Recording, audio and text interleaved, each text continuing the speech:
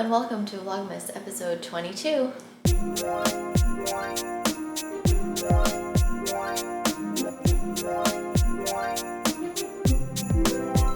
I'm starting the vlog very late. It is almost 2 o'clock now and I still haven't actually even uploaded today's Vlogmas video. It's all ready, I just have to add my little timestamps to it. It's been kind of just a slow day. It's Monday and my mom's not here and the beau has gone to work, aka he's working in his office upstairs. So it's just me being a full-time mom to Chloe today and she's extra hyper. She is getting into everything. She can actually stand a little bit on her own now, so she's been able to pull herself up to stand for a while now, probably like 2 months. For the last couple of weeks she's been cruising, so she uses furniture to get to different areas of the house, and also she has started to stand on her own only for about like 5-10 seconds. Basically nowhere is safe with her. She opens all of the drawers if she can, she'll pull everything out if she can, she'll bite everything that she can, so just chasing after her is like a full-time job. Today I'm gonna do probably the Q&A part 3 because I have like quite a few questions that I've been compiling over the last couple of days, and I need to do one errand. I don't know if I have enough time now, but I was gonna mail. Sorry, that's my microwave. I am making myself some lunch, or reheating lunch food from like the other day. Obviously, since we're not seeing a lot of our friends, we're like sending them little cards or gifts and things like that. So I meant to do it earlier because it's like 3 days until Christmas, so it probably won't show up till like the following week. So I have one more that I have to package up and I wanted to send it out today, but I don't think I'll have enough time, but we'll see. Hi, Chloe. Did you have a good nap? You're usually waiting for Mama. Huh? Did you have a good nap? You're so sleepy.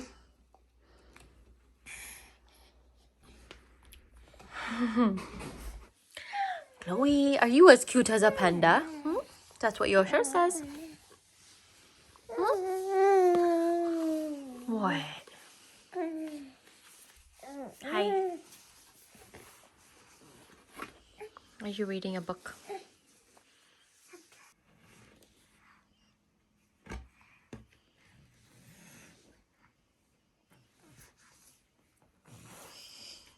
So Nine is here to play with Chloe. So while I have a little bit of like free time, I'm going to package up my last parcel holiday gift, I guess, that I need to send out. I'll show you guys what I got. It's nothing too extravagant. It's just a little something for the holidays for one of my friends. I know the angle is a little bit weird, but this is the box that I'm filling. I have some tissue paper in there that I just found in the basement. I also added some like box packing stuffers because it's a pretty big box and I have 3 items that I'm putting in there. One of them is the Lindor chocolates because everyone likes a little bit of chocolate during the holidays, right? And these are the sea salt ones, which I actually think are very good. I also got this Name the Emoticon flashcard game, Pop Culture Edition, because I mean this I got before the whole lockdown. Did I already mention that we're going into a lockdown in Ontario? I think it's in Ontario, I'm not sure if it's in Canada, but it's gonna start on Boxing Day, which is December 26th. I totally forgot what day Boxing Day was just there. And it's gonna go for 4 weeks in Southern Ontario, so anything like south of Sudbury, and then I think it's only 2 weeks for Northern Ontario. But yeah, so I got this before that, but now it's just kind of like a fun little lockdown game. So it's just like little flashcards, and there's like a bunch of different emojis on it, and then you have to guess what the phrase is. So there's actually an example on the back here. So you have a lion and a crown, and then the answer is Lion King. So anyway, I thought that was fun, something fun to do while you're in lockdown. And then the last thing, so this friend I'm sending this to has a daughter, and I got this little fairy tales sticker activity, which is, I think it's really fun. They had different versions, so this one is fairy tales, and I just opened it up just to take a quick little peek at what was inside. But basically they're little sticker booklets, and each one is a fairy tale. So you have Gingerbread Man, Jack and the Beanstalk, Goldilocks, which one's Little Red Riding Hood, The Ugly Duckling, and 3 Little Pigs. And then in each of these you have just like a bunch of stickers, and then also on the back are like just like different activities and things like that. So I thought that was fun. I mean, as a kid, I love stickers. Her daughter's only two, well, turning 2, but I mean, who doesn't like stickers? Even if you just like stick them on walls. So that'll be fun. Oh, and also a card. So yeah, just a few little fun things, not necessarily like Christmassy things. And normally I would get her something from Sephora, but I thought this was just like a little fun holiday care package.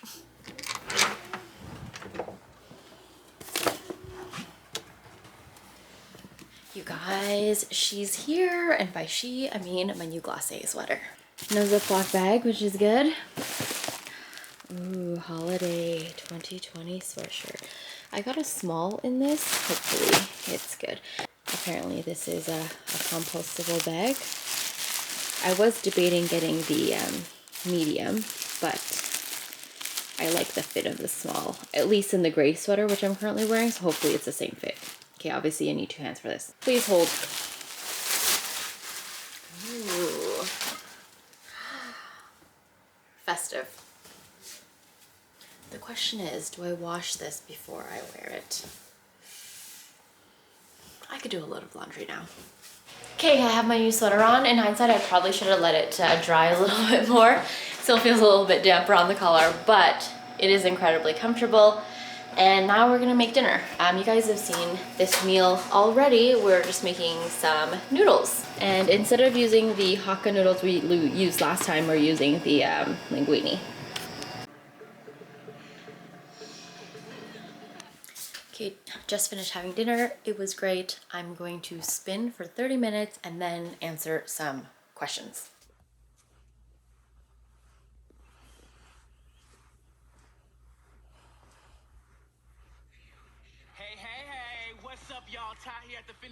Okay, we're back in the living room with not so great lighting.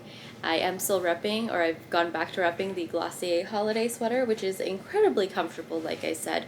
And the Glossier sweaters always age relatively well, but this one is still really nice and extra fleecy on the inside. The fleece hasn't matted down, so it's extra comfy. It's also 100% dry now, so there's that. But I'm going to do the third part, the final part of my Q&A for the Vlogmas series. And unfortunately, I'm not as organized as I was, and I don't have the questions categorized. I just saved them all into a folder. So I'm just gonna go through them. So the first comment here has a few questions.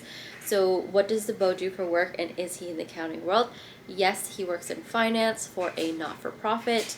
And also wanted to know about the ring and how he proposed. Let me go get the ring, because I'm actually not wearing it. Pause. I turned on product showcase so I could show you guys the ring. So this is the ring. It is a solitaire platinum band. It has, if you can see it, what they call surprise diamonds. It's basically a diamond like right here on both sides. And we basically chose this setting together. We did a bunch of research beforehand, before the beau actually got this ring. He had it custom made through, I think it was called the Diamond Shopper, something like that. He's based out of Toronto, and he works like one-on-one with clients to create like a bespoke ring. And you know, he helps you pick the diamond, and you work with him to like tweak the design, and basically from the ground up he deals with you. And I like this design. As you can see, it's 4 prongs. And I like this particular design because you are able to see like the entire diamond from the top to the point. I don't know what the technical term is for diamonds. And the beau, I have to say, he did so much research for this ring because, well, he just likes to do a lot of research in general. But he did tons of research. He actually had this appraised, like, with 2 different appraisers, and he also had it certified a couple of times. So he used, you know, the popular certification for diamonds is GIA, which is you know, pretty standard around the world. And he actually also had it certified through AGS, which is the American Gem Society, which is supposedly an even like higher tier, like they grade diamonds even stricter than GIA. And I don't know if it was a little bit more money than GIA, but yeah, he went kind of all out in his research for a ring. Obviously it's a big purchase, and also if you knew the beau, you'd know that he likes to do his research on things. It is a bespoke ring. The beau worked with this guy, I don't remember what his name was, but he worked with him to create the ring from ground up. I remember, well, after the beau proposed, he was telling me about the process, and they went back and forth on molds. So they'll actually create a mold of the ring for you, and you know, they went back and forth on like the band width and, you know, the prongs and all that kind of stuff until it was perfect. And when you do go for a bespoke ring, obviously you choose the diamond. So you know, you can choose from literally hundreds of different diamonds, and some are more expensive than others, just depending on the cut and the clarity and the shape and all that kind of stuff, and how many carats you want. If you are going to be doing any kind of ring shopping, whether it's engagement ring or just like a diamond ring for yourself, the most important, in my opinion, would have to be the cut, because the cut can really totally change the whole look of a diamond. The cut itself, if it's like a ideal cut or like a triple excellent cut, I don't know, whatever the highest tier is, it can actually make the diamond color actually appear whiter than it actually is the color grade on paper. So yeah, cut for me is definitely like the biggest thing that you should look at, because it can totally change how the diamond looks. So in terms of the proposal, obviously I did know he was going to propose because we were talking about the engagement rings and things like that, but I didn't know when he was going to do it. And he did it on the day that we got the keys to our house. So it was December 5th, 2014, and we actually bought the house a few months earlier, but there was like a 90-day, when we bought the house, the housing market wasn't as competitive as it is now. The owners asked for like 90 days to move in, and we were like, okay, sure, whatever. So even though we actually had signed the papers months earlier, we didn't actually get the keys and take ownership until December 5th. So the beau and I were both working, and we agreed that we would meet at the house. And I told my mom that she should come to the house with me, because obviously it's like a big deal. It's the beau and I's like first house together.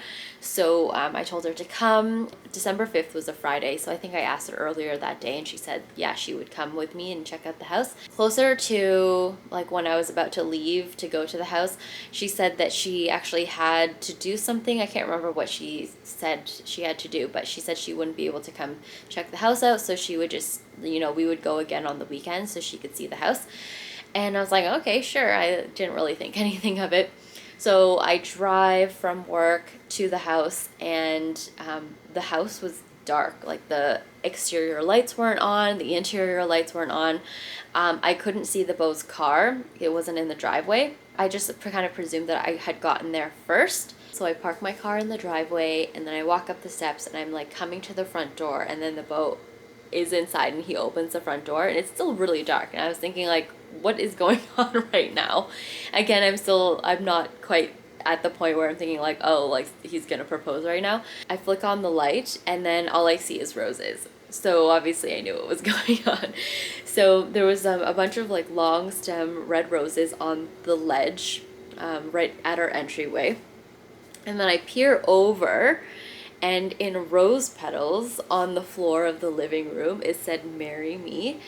And I was kind of like in shock. I mean, obviously I knew it was happening, and I was like smiling from ear to ear, because I was like, oh my gosh, I was actually surprised. And then he flicked the light on in the living room, and it turned the fan on, and the beau actually had put rose petals on the fan blades. So when you turn on the fan, they all started kind of falling. Although looking back, they kind of fell in big clumps, but it was very sweet. And then he did his whole spiel, and I said yes, and the rest is kind of history. There's actually a vlog from this night, and I believe it's still on my channel, so I'll link it here if I can find it. It was a very sweet proposal. He had like some really sappy songs playing in the background, like Bruno Mars' Marry Me, and it was very sweet. Okay, next question. Can you do a what's in my bag video on your Chanel flap? I've actually already done that, so I'll link that here in case you haven't seen it, and also talk about the buying process a little. I haven't bought a Chanel handbag in a really long time, so I can't really speak to what the buying process is nowadays. I have gone into the boutique a few times over the years, and I've never left with anything, just because one, they didn't have maybe what I was looking for, or two, I found issues with what they were offering. So whether, like, you know, the stitching was off a little bit, or I don't know, the chain was like twisted around.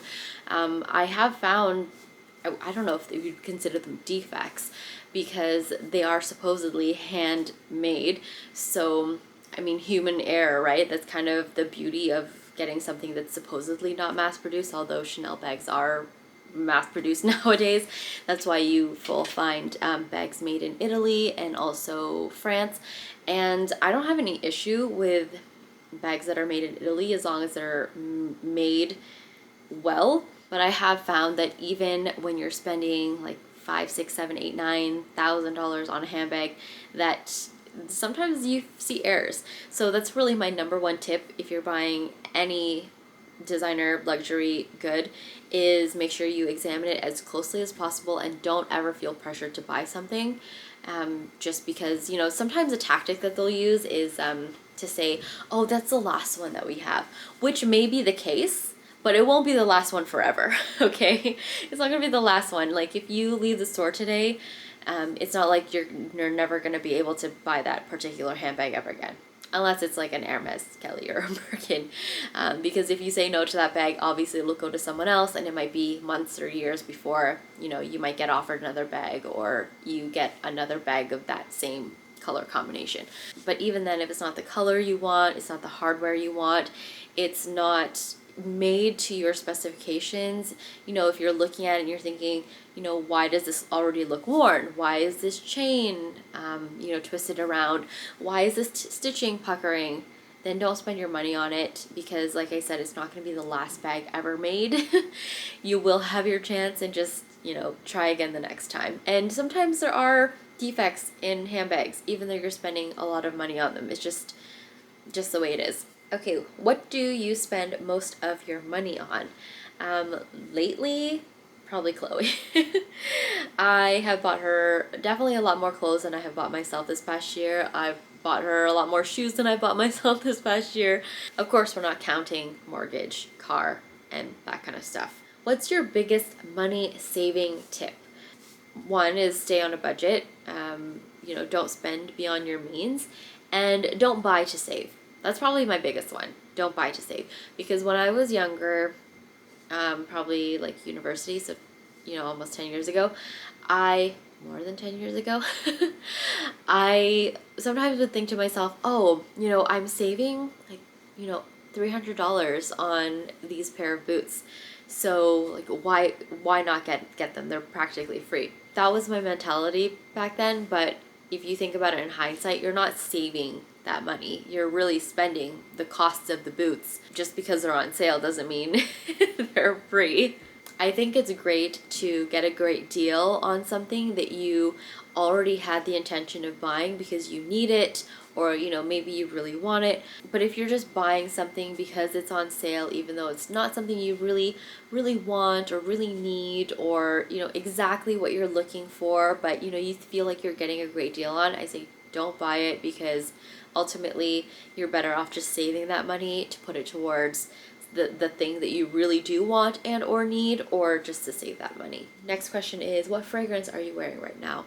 I've been wearing the same fragrance for the last few years.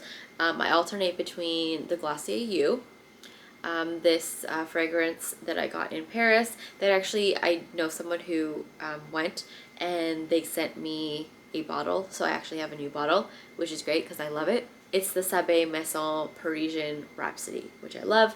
And I actually am still using the Chanel number 5, like the updated version. I think they just call it Low. What's your workout routine during COVID? Obviously we can't go to the gym. I would love to be able to go to the gym because I feel like I need a little bit more than just cardio. Like, I'd like to do weights. but gyms are closed. Well, even when they were open, I just don't want to go to the gym during times like these, so I just spin and that's it.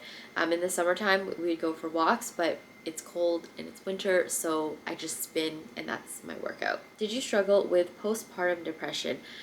Fortunately, I didn't struggle with postpartum depression, at least not to like the severity that some moms have to deal with. I was very emotional for the first probably like 6 weeks after having Chloe.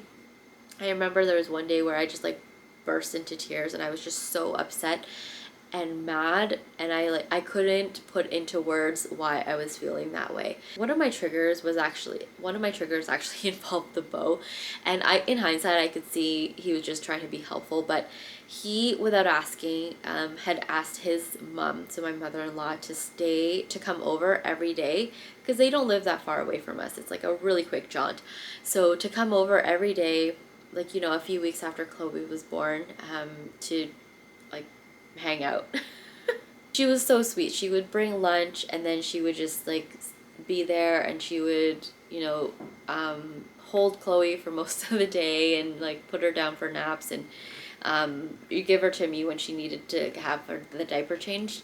But for whatever reason that triggered me and I was so upset about it. I think at the time I was thinking, you know, why didn't he ask me if this was okay? And at the time Chloe was so little and I was just so emotional, and to me it was like almost like I was losing that time with Chloe because she was spending a lot of the time with my mother-in-law. And I don't know, for whatever reason I was like so emotional about it, and I was so angry about it too, and I was almost like resentful to the beau for making that offer, that I was just like, I was so mad. In hindsight, like I said, he was just trying to be nice. Another trigger was kind of related to that, but we had like a follow-up appointment. Chloe and I had a follow-up appointment with my family doctor, and the beau had just asked his mom to come with us, and then he was just like, oh yeah, I asked my mom to come with you guys to your appointment tomorrow. And for whatever reason too, that really triggered me. Like I said, in hindsight, he was just being nice and offering the help, just because, you know, as a new mom and trying to navigate through, you know, everything that was happening. But yeah, at the time I was like absolutely livid. So I was just so emotional. Also at the time, like I said, I couldn't express why I was so upset. I was just really, really upset. And even when the beau asked me like what was wrong and, you know, why I was mad, I just like, I couldn't express it. I was just so filled with emotion that I couldn't put it into words. So like I said, I was fortunate. I didn't struggle with postpartum depression, but I did struggle with like a lot of hormonal issues. Okay, so how are you different on YouTube versus real life? I feel like I'm pretty much the same. The only difference is that I'm definitely more, I guess, vocal and opinionated in real life versus on YouTube. So if something happens, maybe it's like politics or the news, in real life when I'm speaking with the beau or family or friends, I'm definitely more opinionated. I feel like I'm a little bit more reserved on YouTube. In general, I like to keep like my YouTube videos really light and airy, but also bringing in a little bit of real life, obviously, because life isn't perfect in general. But yeah, definitely more opinionated in real life than I portray on YouTube. Anyway, next question. What's your new job going to be? It's basically the same thing that I'm doing now, but it's for a different company. So right now I work for actually a private corporation, and then this new job is for the Ontario Public Service. So how did your husband propose? I already talked about that actually. What does the beau do? I actually already talked about that one too. Why doesn't your husband like to be in videos? I wouldn't say he doesn't like to be in videos. It's just that he doesn't like to be in videos. He doesn't mind if he makes a cameo every now and then. He just doesn't like to be like the center of the video, basically. What's your favorite Glossier product? My favorite Glossier product probably is a tie between the Cloud Paints and the Milky Jelly Cleanser. I actually quite like those two. Next question is, are you sending Chloe to daycare when you go back to work? So no, we're not doing that. We will eventually send Chloe to daycare, but just because of COVID, we're not going to.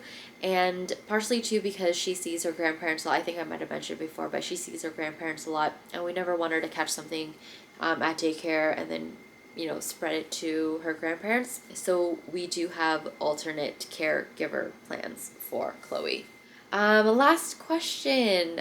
Congrats on the new job. Are you going to be doing what you did at your last job? What made you want to change it? So I already talked a little bit about this, so thank you for the congratulations. I'm going to be doing basically the same thing. Program development. Really, that's the main thing.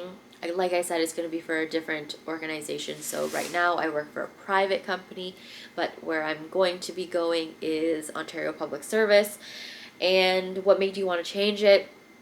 This opportunity, actually, strangely enough, it came up in April of 2019, which, if it wasn't for COVID and I had gotten the job offer then, I definitely wouldn't have taken it because it was way too far into my mat leave.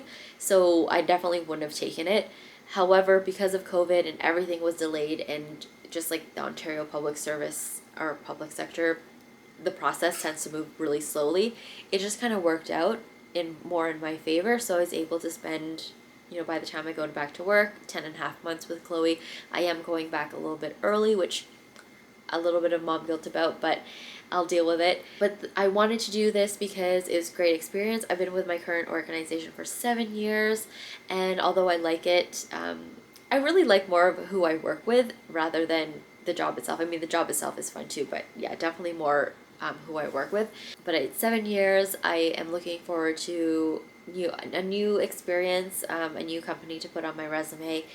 And it's also closer to home, which is a factor. So I have to commute 45 minutes, and with this new company, I'll only be commuting 30 minutes, which doesn't seem like that big of a deal, but because we have Chloe now, and obviously I'm going to be working, you know, during the day, and she goes to bed so early, the sooner I can get home and see her before she goes to bed is obviously the better. So that's really the reason for the change.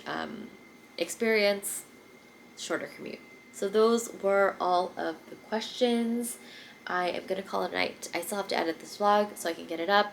I've been kind of really slow at editing and uploading vlogs. You know, we're getting near to the end, so I'm just getting almost like vlogmas fatigue right now. But we'll do our advent calendar and then we'll say goodbye. Okay, day 22.